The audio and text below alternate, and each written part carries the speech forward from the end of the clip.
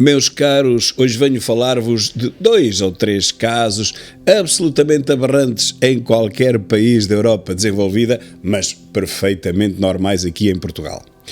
O primeiro fala de ministros e de governantes investigados por ajustes diretos na Câmara de Lisboa. Os documentos foram assinados por Fernando Medina quando era vereador, vejam lá, há quanto tempo é que isso já foi. Duarte Cordeiro e Graça Fonseca, também vereadores, quando Medina era presidente da autarquia. Trata-se de um processo-crime que atinge o coração do aparelho socialista, diz o Correio da Manhã. Tem como alvos Fernando Medina, Ministro das Finanças, Pedro Cisa Vieira, ex-Ministro Adjunto e da Economia, Duarte Cordeiro, Ministro do Ambiente, e Graça Fonseca, ex-Ministra da Cultura. Estão todos a ser investigados por ajustes diretos que terão lesado o erário público em milhares de euros, centenas de milhares de euros neste caso, violando a lei da contratação pública. Em causa estão contratos assinados entre 2014 e 2018 pela Sociedade de Advogados Linklaters, fundada em Portugal por Pedro Cisa Vieira, e a Câmara Municipal de Lisboa. Os contratos foram assinados por Fernando Medina, quando era vereador, Duarte Cordeiro e Graça Fonseca, vereadores, quando Medina era já presidente. A Linklaters, que Cisa Vieira fundou em 2016 e onde se manteve até entrar no governo de António Costa, ganhou mais de 800 mil euros em serviços jurídicos, direta ou indiretamente, da Câmara de Lisboa. Mais de €500 mil estão agora sob investigação do Ministério Público. A maioria dos contratos diz respeito aos litígios do Parque Mayer e da empresa pública de urbanização de Lisboa, EPUL. O escritório de Cisa Vieira era chamado a resolver e cobrava €180 a hora, acrescidos de IVA. É este um dos valores que consta de um dos contratos, onde se diz até que era o preço pelos seus serviços. A investigação está a cargo do DIAP desde 2016. Ainda não tem arguidos, está junta a outros processos com protagonistas comuns, designadamente os que investigam atos de gestão do anterior executivo camarário, que estava nas mãos do PS. Para já, portanto, dizer que investigações que começaram em 2016 ainda não têm arguidos, há 6 anos, e notar também que as coisas só começam a ser investigadas quando os principais arguidos ou suspeitos já não estão naquelas funções. É preciso caírem da cadeira ou pelo menos deixarem a cadeira vaga para outro para que se comece a investigar.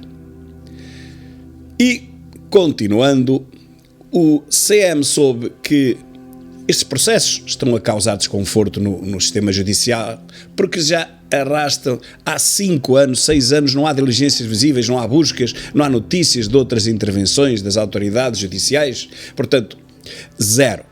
O primeiro contrato sob suspeita data de 28 de novembro de 2014.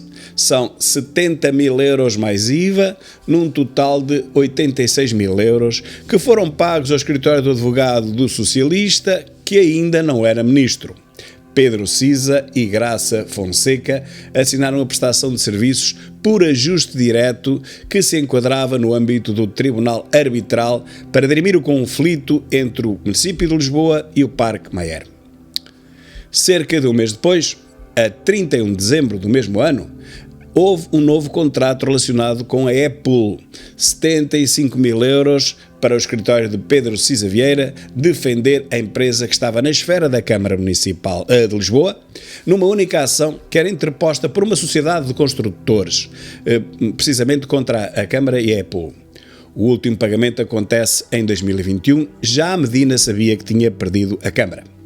Em janeiro de 2015, Graça Fonseca voltou a chamar o amigo Pedro Cisa Vieira, foram mais €79 mil, já com o IVA, para o escritório defender a Câmara em 2 ações administrativas. Ainda no mesmo ano, a 29 de dezembro, as assinaturas de um novo contrato são de Duarte Cordeiro e Pedro Cisa. São €88 mil para voltar a defender a autarquia no Tribunal Arbitral e ainda no caso Parque Mayer. Um valor que mesmo assim não foi suficiente e que levou a 25 de agosto de 2016 a uma adenda para um pagamento adicional de mais 38 mil euros, segundo os contratos consultados no portal base, onde são publicados os contratos públicos, e nem todos lá estão.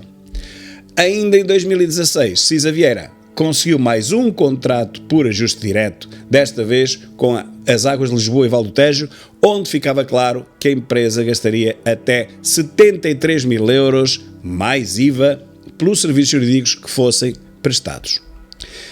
Reações a esta notícia do Correio da Manhã. Cisa Vieira fica em silêncio. Fez saber através dos seus assessores que não ia comentar a investigação. Já Cordeiro reage. Questionado pelo CM, o gabinete de Eduardo Cordeiro afirmou que todos os processos de contratação relacionados com os serviços jurídicos eram instruídos pelos serviços da Câmara. Diz que nunca foi ouvido. 25 são os contratos. No total, desde 2013, a Linklaters fez 25 contratos por adjudicação direta, mas só conseguiu 2 depois de Cisa Vieira sair da Sociedade de Advogados. Da advocacia passa para o governo e depois regressa. Pedro Cisa Vieira é advogado e manteve-se na Linklaters até ingressar no governo de António Costa em 2017 como ministro adjunto e depois acumulando as funções com a pasta da Economia a partir de outubro de 2018. Cessou funções como membro do governo em março deste ano e regressou à advocacia.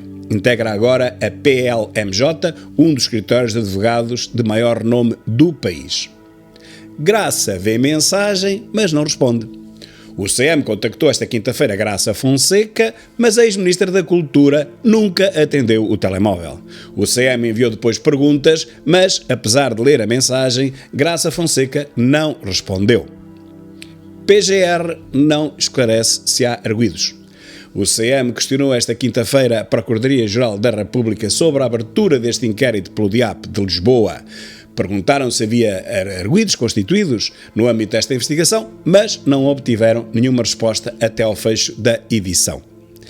Medina diz que desconhece a investigação. Em resposta às perguntas enviadas pelo CM, Fernando Medina esclareceu: não tenho conhecimento de qualquer investigação, não fui ouvido em qualquer título nem constituído arguido. Não posso confirmar a esta distância nem o número de contratos, nem a assinatura dos mesmos.